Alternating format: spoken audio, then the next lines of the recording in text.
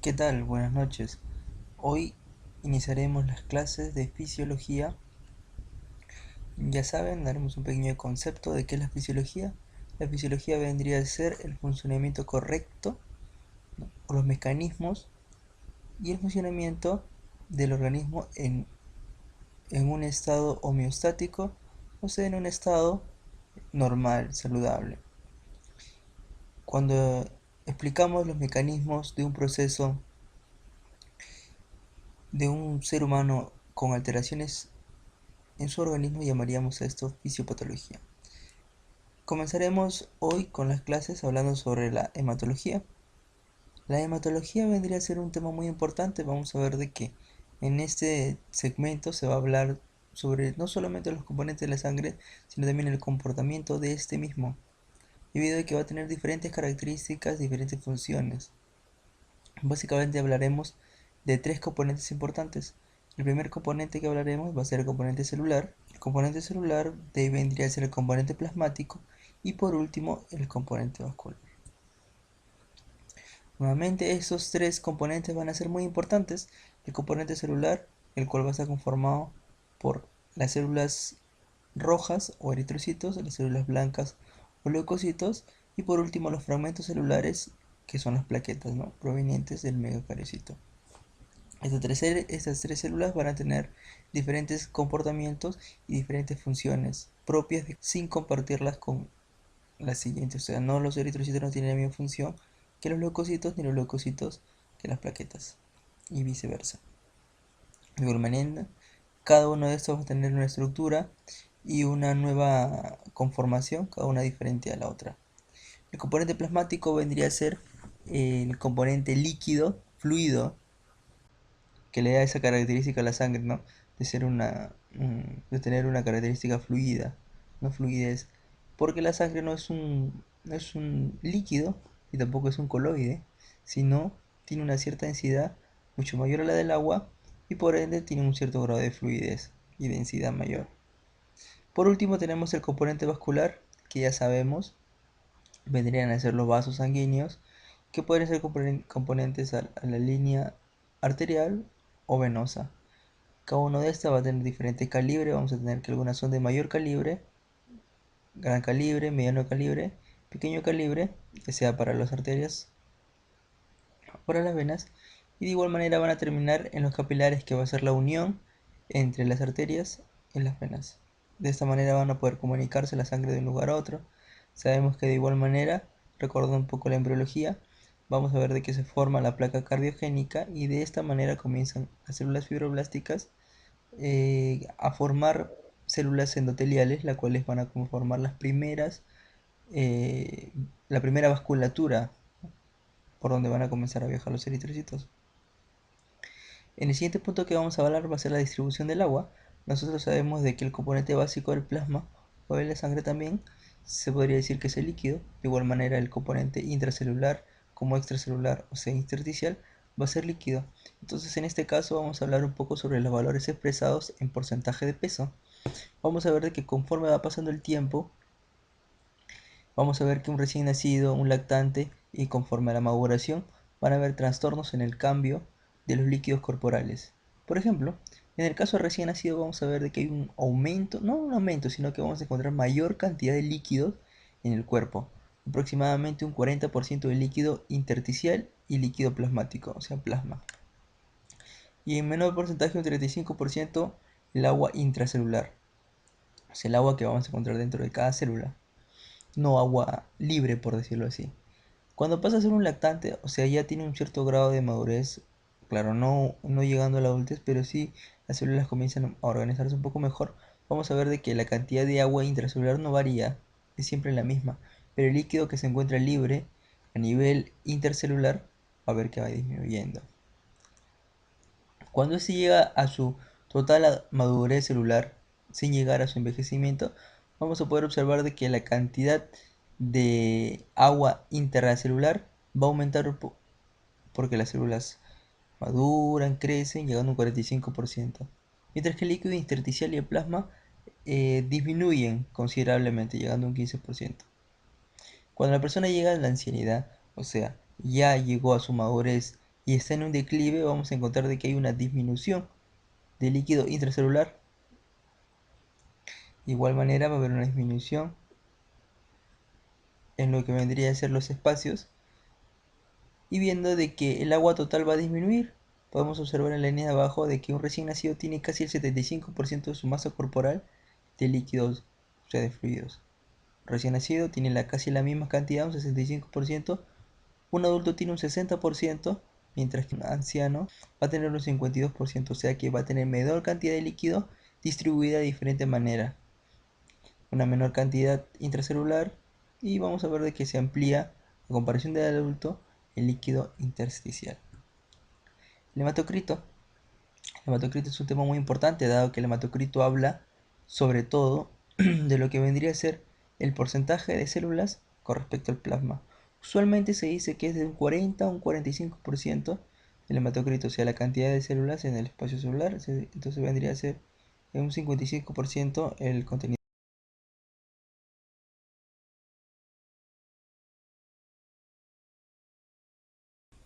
En esta parte hablaremos sobre el hematocrito y hablaremos sobre tres tipos de hematocrito importantes.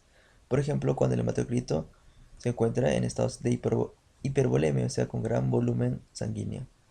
En el segundo hablaremos sobre normovolemias, o sea, volúmenes normales de sangre. En aproximado una persona debe tener de 5 litros y medio. En estado de hipovolemia, ¿no?, en personas que tienen baja cantidad de volumen sanguíneo. Vamos a hablar de cada uno de ellos. Cada uno tiene tres subtipos.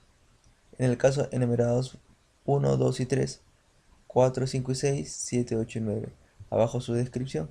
En el caso de las hipervolemias, la primera en la insuficiencia cardíaca, donde vamos a encontrar que el primer porcentaje va a ser el porcentaje celular versus el porcentaje sanguíneo.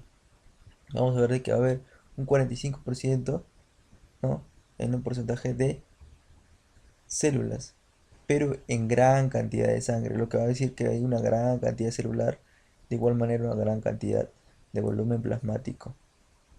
En el caso de las enfermedades renales vamos a ver de que la cantidad celular va a estar diluida en un gran volumen plasmático de líquido. En el tercer caso, la policitemia vera, vamos a ver de que como en esa enfermedad hay un exceso de producción de eritrocitos, lo que vamos a ver de que la masa eritrocitaria va a estar aumentada, va a haber un gran volumen. En el segundo caso, la normovolemias, eso es una persona que tiene el volumen normal, es un volumen conservado de sangre. Vamos a ver de que el primer caso son las personas normales, como ya hemos hablado, el volumen plasmático va a ser un 55% versus un volumen celular de un 45%. Las mujeres en edad reproductiva vamos a ver de que hay una menor cantidad de células. ¿Por qué? Porque ellas sufren de hemorragias constantes, debido a la menstruación, debido a la disminución de la captación de hierro, etc. Y lo va a compensar un gran volumen de plasma o de líquido. En el caso de recién nacido ya hemos hablado de que hay líquido, pero que este aumento de líquido se va a encontrar en el espacio intersticial, o sea, entre célula y célula. Pero en el plasma no, vamos a encontrar gran volumen de sangre, pero, o sea, gran volumen de glóbulos rojos. Y en el último caso de las hipovolemias, vamos a ver de que de igual manera se van a dividir en tres tipos. Vamos a ver de que el primero va a ser en los hipotiroideos, enfermedad tiroidea, de la baja de secreción de hormona tiroidea. Vamos a ver de que va a ser muy similar al normal, pero con una cantidad de sangre menor. O sea, en los porcentajes va a ser similar, pero en menor cantidad de volumen sanguíneo. El segundo, las anemias perniciosas, anemias con baja cantidad de cuerpos celulares, de eritrocitos, y por compensación un gran volumen sanguíneo dentro de una baja cantidad de volumen de sangre. Y en el último, la deshidratación, como ya sabemos, bajo volumen de líquido con respecto al porcentaje total y una hemoconcentración. Mientras que en una enfermedad renal lo que hay es en el segundo caso hay una hemodilución. Bueno, eso sería con el caso de la hematocrito. Bueno, ahora vamos a hablar sobre la hemoglobina. Como ya sabemos, la hemoglobina vendría a ser una proteína, por ende va a ser codificada ¿en dónde? En el ADN, mediante todos los procesos ya explicados en las clases de biología. Vamos a ver de que la molécula de hemoglobina se va a dar o va a estar dada, ¿no?, por el succinil-CoA más una molécula eh, de glicina. Esta unión de succinil-CoA, que va a ser un producto de degradación de la vía glucolítica, o sea, de la vía de la degradación del azúcar, más una glicina, va a formar un pirrol. La unión de estos cuatro va a formar el anillo de protoporfirina de tipo 9. O sea, que la unión succinil-CoA más la glicina va a formar un componente pirrólico, un pirrol. Y la unión de estos cuatro va a formar un anillo de protoporfirina. Por mecanismos enzimáticos, la protoporfirina se va a unir al hierro. Ya sabemos que el hierro nuevamente, para ser unido a la protoporfirina, va a ser en un estado ferroso, o sea de valencia 2, y va a formar por fin el grupo M. Hay que tener en cuenta de que cada grupo M, o sea cada protoporfirina 9 unida al hierro, se va a unir solo con una molécula de la globina, para así formar una cadena de hemoglobina. Sabemos que la cadena de hemoglobina tiene 4 cadenas M y 4 cadenas globina, porque cada cadena M se debe unir con una sola cadena globina. Usualmente en la hemoglobina de tipo A vamos a encontrar de que hay 2 cadenas alfa y 2 cadenas beta, en la hemoglobina común normal. Pero existen diferentes tipos de hemoglobina, como el caso de la hemoglobina A2, en la cual vamos a encontrar que la constante va a ser la cadena alfa, y la que va a cambiar van a ser la beta. Para el caso de la hemoglobina A2 vamos a encontrar 2 cadenas alfa y 2 cadenas delta. Y por último, la hemoglobina fetal, que va a ser la que se encuentra en el feto, por decirlo así, va a tener de igual manera las constantes, que van a ser las cadenas alfa 2 y 2 cadenas gamma. Esto quiere decir de que vamos a tener en nuestro organismo, desde que somos embriones, fetos, desde que comenzamos a formar eritrocitos, hasta la manera de nuestro máximo desarrollo, que vendría a ser adultez, vamos a tener estos 3 tipos de hemoglobina en diferentes cantidades por sí. Cuando somos un recién nacido vamos a tener altas cantidades de hemoglobina fetal, que vendría a ser la hemoglobina de 2 cadenas alfa y 2 cadenas gamma. Mientras vamos creciendo y desarrollando, estos tipos de hemoglobina van a disminuir, y la que va a predominar va a ser la hemoglobina con 2 cadenas alfa y 2 cadenas beta. En su menor porcentaje van a estar las cadenas 2 alfa y 2 delta, y por último en un casi 1% se van a encontrar las cadenas de hemoglobina fetal, que ya en biología han sido explicadas, ¿no?, que tiene mayor afinidad por el oxígeno y por ende libera con menos facilidad el oxígeno. Antes de pasar al siguiente punto, vamos a terminar hablando de que el oxígeno tiene gran afinidad por la hemoglobina, y la hemoglobina va a tener características como por ejemplo que en el caso de la hemoglobina fetal va a tener adherencia al oxígeno, pero necesita condiciones precisas para poder liberarla, mientras, o a diferencia de la hemoglobina de 2 cadenas alfa y 2 cadenas beta, que va a liberar con mayor facilidad el oxígeno. Bueno, hablaremos de la eritropoiesis. Acá hay 4 imágenes importantes e interesantes que resumen en sí todo lo que vamos a hablar sobre la eritropoiesis. La primera imagen vendría a ser un embrión. ¿Por qué? ¿Por qué? Porque el primer lugar en donde se produce la eritropoiesis vendría a ser el saco vitelino. Aproximadamente en las primeras semanas se forman las primeras estructuras celulares eritroides nucleadas a nivel del saco vitelino. A partir ya del segundo trimestre vamos a encontrar que la aposta la toma el hígado y en menor cantidad el vaso. Esto quiere decir de que el hígado y el vaso en algún momento en nuestra adultez pueden producir en condiciones extremas eritropoiesis.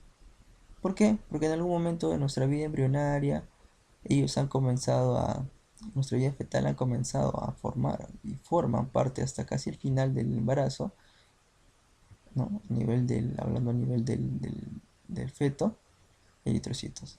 Por último, casi un mes, ¿no? Antes del- de que el bebé nazca, la última posta la toma la médula ósea roja, que se va a encontrar en casi todos los tejidos óseos, los huesos, pero al final se van a encontrar básicamente los huesos esponjosos planos, como son el esternón, las costillas, las crestas celíacas, las vértebras.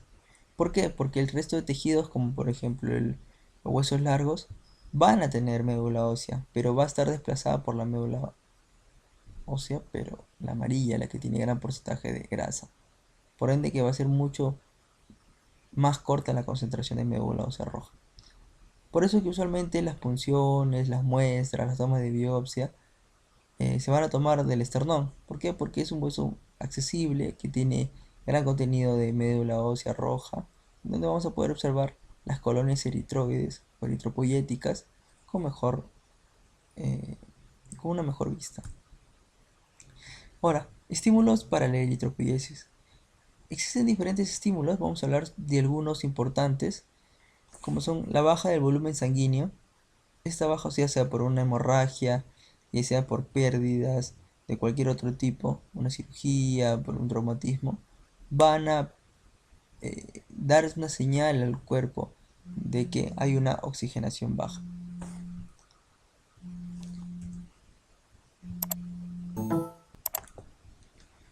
Bueno, otro punto o otro estímulo va a ser la disminución de la matriz hematopoyética, por ejemplo, en el caso de una fractura, en el caso de una cirugía, de igual manera que disminuya estas matrices eritropoyéticas, hablando ya de los huesos planos, en donde se encuentran estas estructuras hematopoyéticas.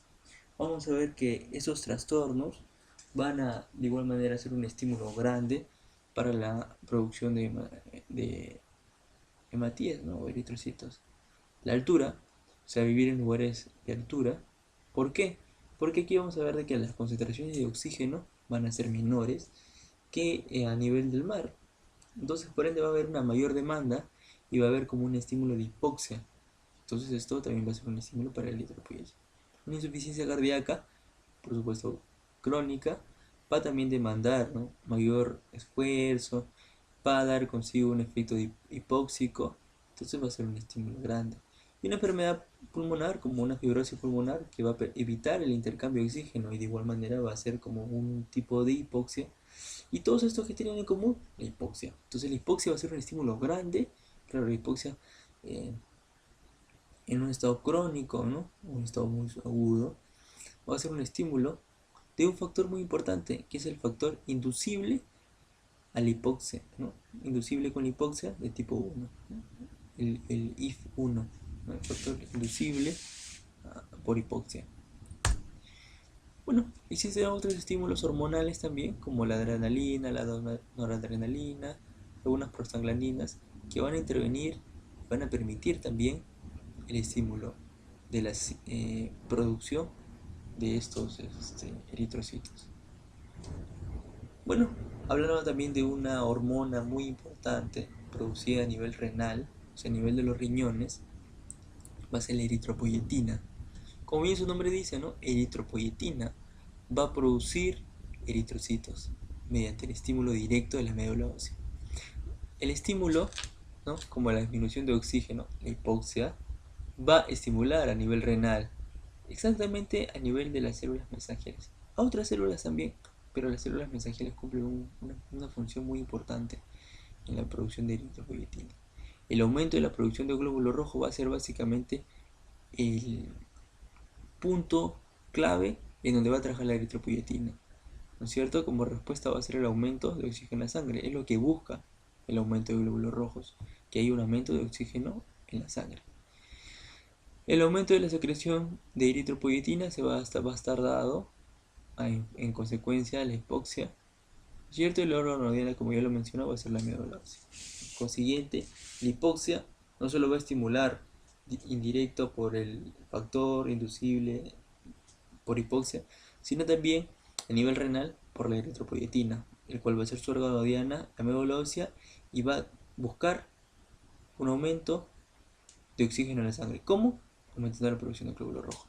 Se dice que la eritropoyetina surte efecto a las 24 horas, o sea, que comienza su producción y su estímulo a las 24 horas. Pero se ve resultados, o sea, comienza la producción de eritrocitos a nivel del quinto día, pero su inicio de producción hormonal es inmediato.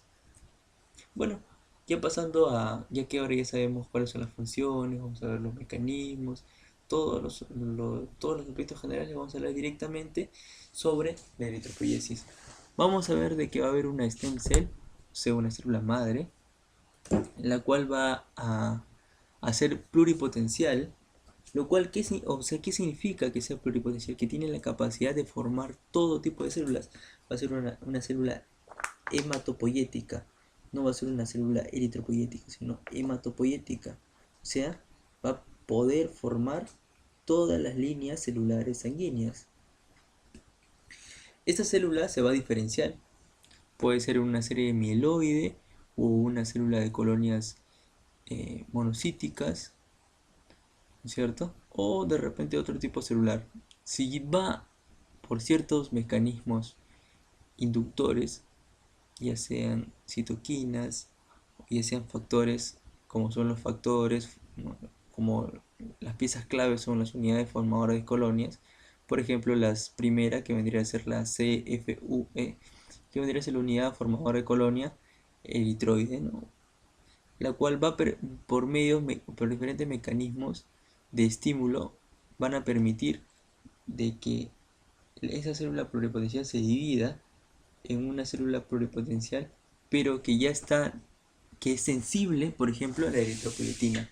A partir ya de la célula formado, la unidad formadora de colonias eritroides y su siguiente subcélula que vendría a ser el proeritroblasto, que también es sensible, vamos a ver de que estas células son sensibles a la eritropoyetina, o sea que como ya hablamos en un nivel de hipóxico o una enfermedad hipóxica, va a estimular a estas células de la eritropoyetina.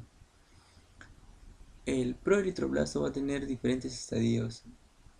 Va a tener el eritroblasto basófilo, luego el eritroblasto ortocromático, y así sucesivamente hasta llegar al reticulocito.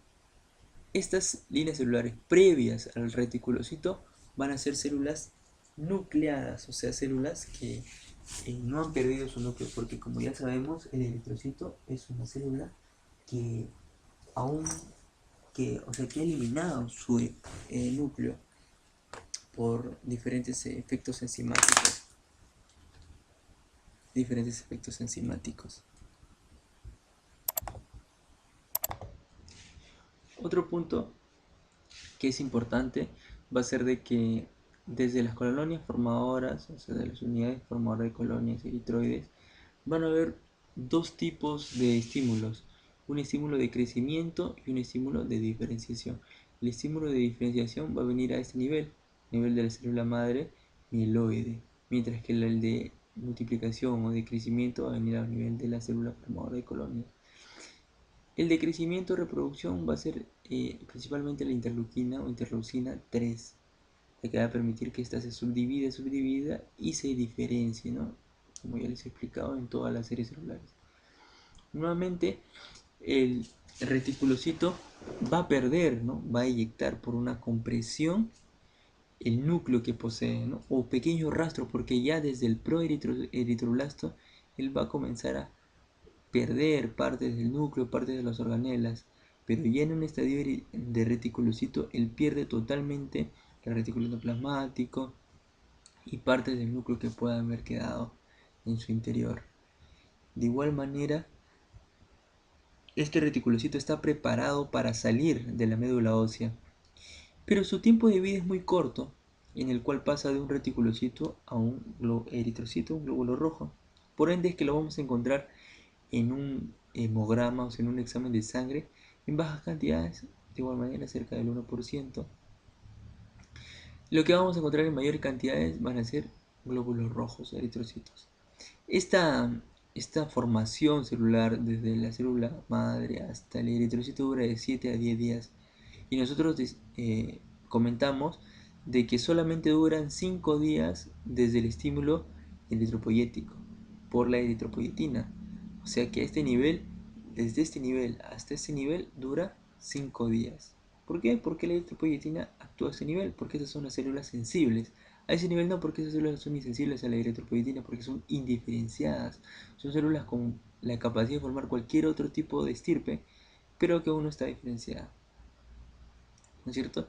Nuevamente, encontrar aumento de reticulocitos, aumento de células plásticas, o sea, de células inmaduras en la sangre periférica, o sea, en un examen de sangre normal, nos va a indicar de que hay una alteración, hay una patología. Entonces, normal no es. 1% en bajas cantidades de reticulocitos, sí. Eso sí es normal. Bueno, otros factores importantes para el crecimiento y desarrollo de los eritrocitos va a ser las vitaminas, la vitamina B12 y la vitamina B9, el ácido fólico, ¿no? O el folato y la vitamina B12. ¿Por qué? Porque esas vitaminas son importantes para la síntesis del ADN. Si encontramos una deficiencia de estas vitaminas, vamos a encontrar alteraciones a nivel de la formación de eritrocitos. Por ende, van a haber patologías que intervengan ya sea en la mala absorción, ya sea en la falta de la ingesta, que es raro, porque como vemos en las imágenes, podemos ver de que la vitamina B12 en la leche, huevos, en el pollo, en la carne, queso, en los derivados. Entonces es difícil de que nosotros no consumamos esto. Y mucho más aún en el caso del folato, ¿no? Que vamos a encontrar en las verduras, en el brócoli, ¿no? En algunos suplementos, en la naranja, ¿sí? En la carne, en diferentes tipos de alimentos vamos a poder encontrar esta vitamina. Entonces es un poco más raro. Lo que es un poco más frecuente es la absorción. Y estas alteraciones van a ser a nivel del ADN, por ende vamos a ver una alteración en la madurez. Es importante conocer por qué, porque más adelante vamos a explicar que va a haber una hemólisis, o sea, una destrucción de estas células por una mala formación, pero a nivel medular, o sea, a nivel de la médula ósea. Entonces, estas alteraciones son importantes conocerlas, y más adelante vamos a explicarlas, pero es importante que para la síntesis o para la formación de eritrocitos se necesita la vitamina B12 y la vitamina B para una correcta formación del ADN eritrocitario. Bueno, ya evocándonos nuevamente la hemoglobina y hablando ya de toda la formación celular, vamos a hablar de aspectos importantes de hemoglobina, pero ya en base a la cantidad de eritrocitos, debido que ya los conocemos. Por ejemplo, hablamos de que el máximo contenido de hemoglobina por gramo que puede tener 100 mililitros de células rojas, o sea, de sangre, va a ser de 34 gramos. Pero eso es en condiciones extremas, la carga extrema que puede llevar 100 mililitros de sangre, o sea, células rojas. Pero lo que usualmente vemos es un valor de 15 gramos, pero se ha estandarizado en los exámenes de laboratorio que podemos ver en todos los servicios de salud, que es para el varón 14 en cada 100 mililitros y en el caso de la mujer llega a 12, pero se dice que puede ser 14 gramos, ¿no? Lo normal. Pero hay que tener en cuenta algo bien importante, que cada gramo de hemoglobina puede llevar en mililitros de oxígeno 1.34. Esto es lo esperado, lo óptimo. Y si es cierto, es diferente. En el caso del varón, vamos a ver de que se va a llevar por cada 100 mililitros de sangre 20. ¿Cómo sacamos esto?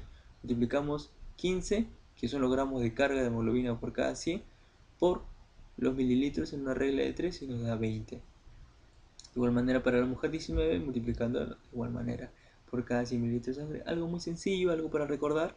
No tienen que estar haciéndose mucho conflicto. Solo saber de que un gramo de hemoglobina lleva 1.34, de que usualmente el varón debe tener como un tope de 14 La mujer un tope de 12, pero los valores que dicen, bueno, los libros de referencia como Gaito, dice 15, 14, bueno, esos son dependiendo de la referencia que uno lea.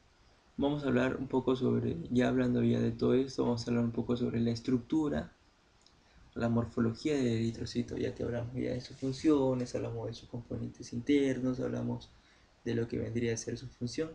Vamos a hablar un poco de la estructura. Vamos a ver que va a haber diferencias entre uno y otro texto que dicen de que los textos más antiguos dicen que el eritrocito tiene un diámetro de 8 micras, 2.3 a 2.5, que vendría a ser el ancho, y a nivel central, porque tiene una depresión a nivel central por su falta de núcleo, va a ser de 1 micra. Otras referencias, otros libros dicen que el diámetro es de 7.5 micrómetros, micras. No hay mucha diferencia. Son 2 micras, ¿no? A nivel del ancho. De igual manera 1 micra. Pero lo curioso, lo importante y lo resaltante de esto es de que estas células son relativamente grandes para algunos capilares, vasos que se encuentran a nivel del vaso, que va a ser un órgano hemocaterético, o sea que va a tener una función de una barrera que va a permitir la depuración de células. Estos capilares, estos canales son de 3 micras. Entonces la pregunta es, ¿cómo estas células rojas de dimensiones de 8 micras pueden pasar a través de estos capilares de 3 micras o micrómetros? Y la respuesta está en las proteínas de su membrana. Las proteínas de su membrana, como las espectrinas, deforminas, permiten de que esta célula pueda cambiar su forma.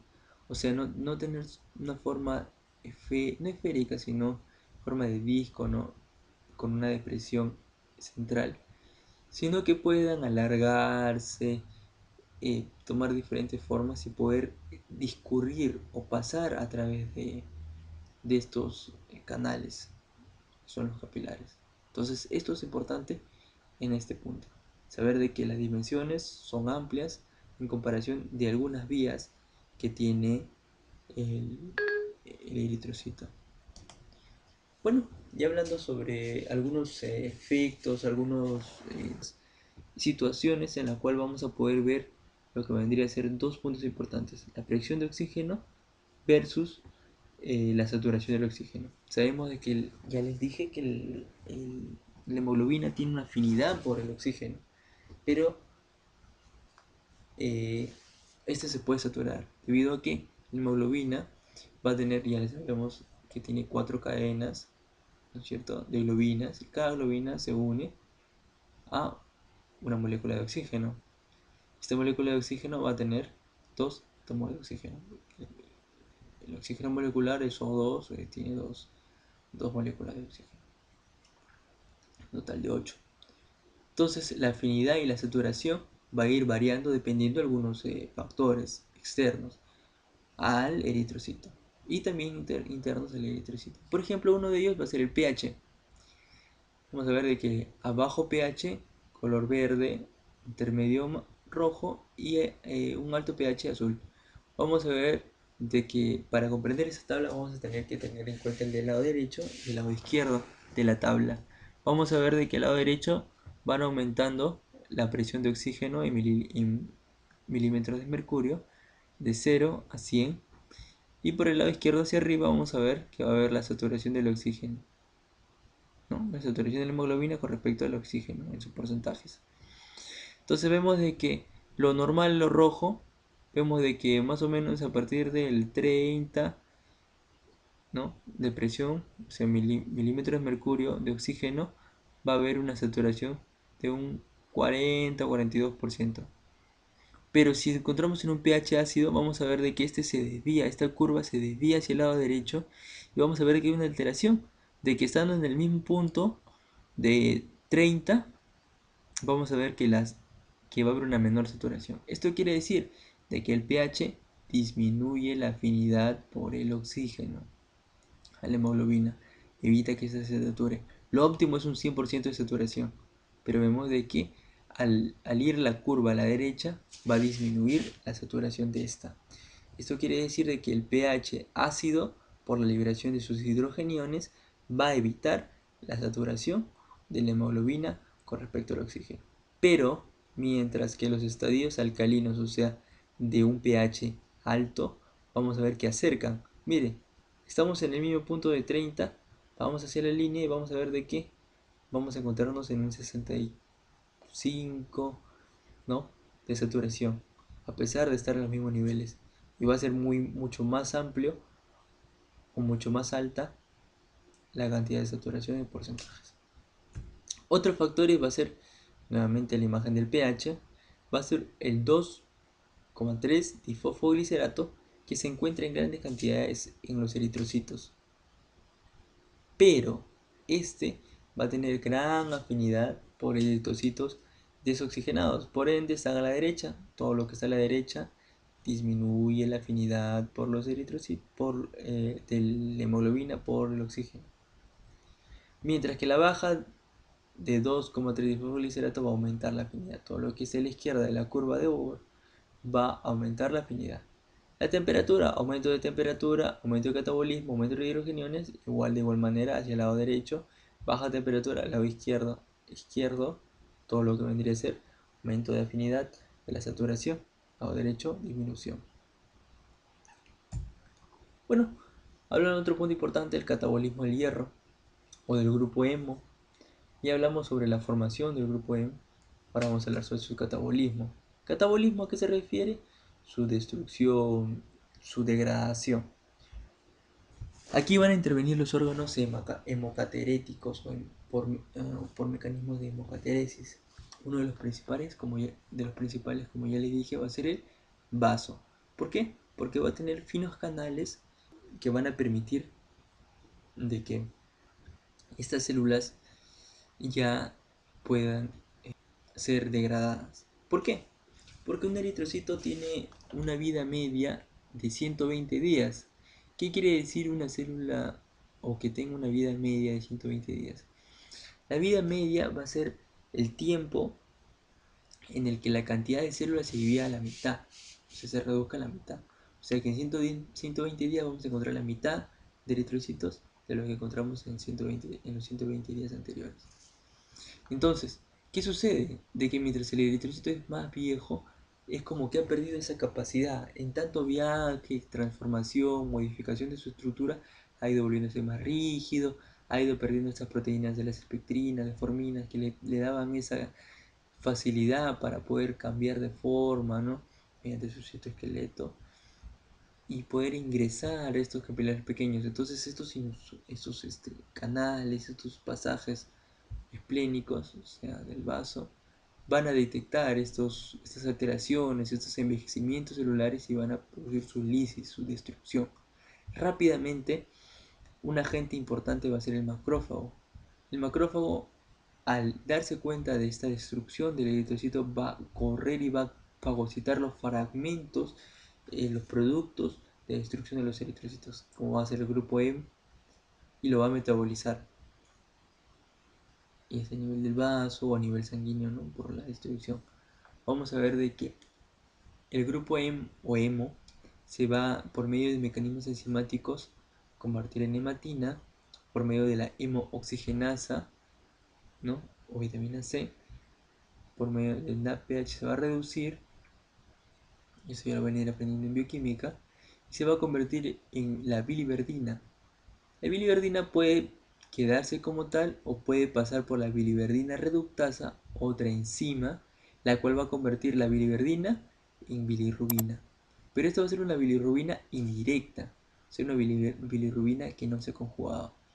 Por ejemplo, un caso práctico en donde vamos a poder ver las bilirrubinas alteradas.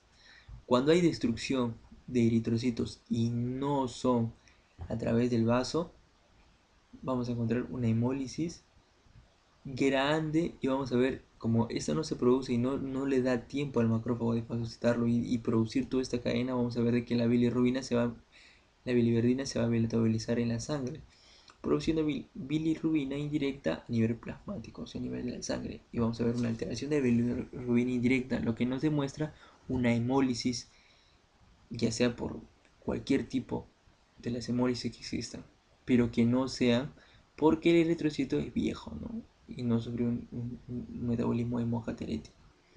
Bueno, en la sangre ya la bilirrubina unida a la albúmina es transportada como un complejo, o sea, la albúmina, como tiene cargas, se va a unir a la bilirrubina y va a poder permitir su transporte. Luego ya en el hígado, mediante la bilirrubina glucoroniltransferasa, va a ser transformada mediante el ácido glucurónico, el 2-UDP, en diglucurónico de bilirrubina o bilirrubina directa. Esta bilirrubina directa ya subió una transformación, ¿no es cierto? Acá vemos UDP que se va a convertir en, o sea, va a transformarse el ácido glucurónico dejándole a la bilirrubina mediante la bilirrubina glucoriltransferasa una conjugación. Esta bilirrubina directa se va a unir a la vesícula y va a formar lo que vendría a ser la bilis, y eso va a permitir ya la degradación de, va a formarse un agente enzimático, va a permitir la degradación de lípidos, etcétera, ¿no? Y la bilirrubina lo que va a permitir va a darle a nivel de las heces del duodeno, o sea, se va a juntar al nivel de la vesícula y se va a liberar al nivel del duodeno, y lo que va a permitir es la coloración de las heces, ¿no es cierto? Y así una recirculación enterohepática. O sea, va a ser reabsorbido, va a regresar, va a sufrir otra transformación y se va a perder. En este es en el caso del grupo E. El hierro de igual manera se recicla. A nivel proteico es lo único que se transforma, las cadenas proteicas, pero el hierro se pierde, como podemos ver acá, sale por la hemoxigenasa, sale para ser reciclado y llevarse nuevamente como hierro férrico y ser guardado a nivel de los depósitos, ¿no? Como la ferritina. Bueno, algunas alteraciones ya para concluir estos temas. Vamos a ver de que los eritrocitos van a tener diferentes alteraciones, ya sea, como hemos hablado, en su mecanismo de deformación, o sea, en su membrana, en sus mecanismos internos, ya sea en la cantidad de hemoglobina que posea, en la cantidad de contenido que posea, o ya sea a niveles enzimáticos, ¿no es cierto? A nivel de su metabolismo, porque sabemos que el eritrocito tiene, como no tiene núcleo, no tiene organelas, va a tener un tipo de metabolismo diferente, como por ejemplo el mecanismo que es el más grande, que casi es un 90% que consume energía, o sea que produce energía, que va a ser el sistema de Meyerhoff, que va a ser por el cual el eritrocito produce su energía. Una menor cantidad, en un 10% va a ser otro tipo de degradación, que no va a ser la de Meyerhoff, que es casi es sin importancia porque, como le digo, el 90% es por el Meyerhoff. Entonces, vamos a ver que, por ejemplo, las alteraciones a nivel de la membrana podría ser a nivel de la espectrina, la deformación. Entonces el eritrocito se vuelve sólido, se vuelve esférico. Vamos a ver la esferocitosis. En otro caso vamos a ver en la conformación de la hemoglobina, por ejemplo la hemoglobina S o la enfermedad trepanocítica, en el cual la hemoglobina varía a nivel de qué, del ácido glutámico, cambia por valina en la posición 6 de la cadena beta. Esto va a ser una alteración del ADN. Como sabemos, alteraciones, como bien dije, de la glutamina por valina en la posición 6 de la cadena beta. En algunos países, bueno, en el África en sí, esta modificación es natural debido a que existe un parásito intracelular que afecta a los eritrocitos, como es el de la malaria, y es muy frecuente en estas zonas. Por ende, el eritrocito cambia esta forma de parásito para impedir la entrada de este parásito al eritrocito. Pero en nuestro medio, ¿qué permite esta hemoglobina? Esta hemoglobina tiene una afinidad al oxígeno reducida, de tal manera que rápidamente puede perder el oxígeno, y al perder el oxígeno cambia su forma a esta forma drepanocítica, ¿no? Como un plátano. ¿Y bueno, qué importancia tiene esto? ¿De qué? De que forma complejos, o sea, se junta a otros trocitos de granocitos, lesiona el endotelio y produce coágulos, ¿no? En este caso trombos, y esa va a ser la mayor afectación de la hemoglobina S o drepanocitosis, que vienen a ser estas células en forma de hoz, de plátano, también se le llama sickle cell, así. En el caso de la esperocitosis, básicamente lo que va a producir va a ser una hemólisis, o sea, una destrucción, debido a que por pérdida de estas proteínas que permiten su variación de forma, su cambio de forma, no van a poder pasar por estos pequeños capilares del vaso y van a ser destruidos. Por ende, van a permitir una anemia por hemólisis, ¿no? Una anemia hemolítica. En algunos casos, cuando hay una extirpación del vaso, lo que vamos a encontrar es alteraciones en la sangre, pero ya no a nivel de conformación de células, sino que vamos a ver aumento de células viejas, ¿cierto? Que no han cumplido su metabolismo al ser llevados por el sistema hemocatalético.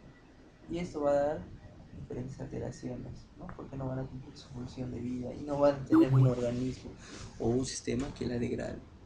Por último, vamos a tener las anemias carenciales. Las anemias carenciales vamos a dividirlas en dos básicamente. Vamos a ver una anemia de células grandes y una anemia de células pequeñas.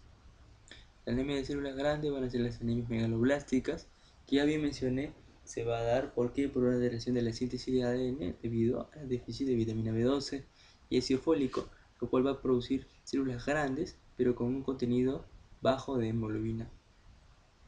En el punto número 2 vamos a ver una anemia por carencia de hierro, en lo cual vamos a ver células pálidas, ¿no es cierto? ¿Por qué? Por pérdida o baja cantidad de hemoglobina. Hemoglobina porque le da el color rojo a la sangre, ¿no? Eso ya está muy claro. Entonces, las bajas de hierro vamos a ver por déficit de consumo, por pérdida de hierro insensible, por falta de absorción, enfermedad crónica. Vamos a ver que son eritrocitos pequeños, un servicio normal, un eritrocito pequeño, pálido, mientras que la anemia megaloblásica vamos a ver eritrocitos grandes, ¿no? Y porque es por déficit de vitamina D12, también vamos a ver que se van a ver afectadas otras líneas celulares, como las líneas de los polimorfos nucleares, que ya más adelante vamos a hablar. Bueno, este es un paciente que vamos a ver una alteración clara que vemos en el rostro de esta persona, es el pigmento amarillo. ¿Y ese pigmento amarillo quién lo da? Lo da la bilirrubina. ¿Y esta bilirrubina por qué se da? O sea, ¿por qué se da este aumento de este pigmento? Tiene diferentes causas, pero una de las que vamos a tocar en este tema va a ser la anemia hemolítica por una hemólisis, y como ya bien se ha dicho antes, va a haber cuando la hemólisis es intravascular, o sea, es en el trayecto sanguíneo, vamos a ver que va a haber liberación de bilirrubina indirecta y va a producir esta ictericia, ¿no? Vamos a ver que básicamente esta ictericia, la que se va a diferenciar de la pseudoictericia, ¿no? Por aumento de carotenos, consumo de papaya y de zanahoria, que también puede dar un color amarillo anaranjado a la piel. Lo va a diferenciar de la ictericia. ¿Por qué? Porque la ictericia solo se va a ver afectada también en las conjuntivas, piel y en la mucosa oral o cualquier otro color, otra mucosa. Mientras que la pseudoictericia producida por los carotenos no va a verse afectada a las mucosas. Bueno, y otra fase, lo que se dice fase, que son las estructuras del rostro, va a ser, por ejemplo, esta persona, cansada, pálida, con mucho sueño, que son características muy básicas de lo que vendría a ser una persona con anemia. Bueno, eso sería todo por hoy. Muchas gracias por su atención. Nos veremos en otro video de nuestro gran grupo Prometeos.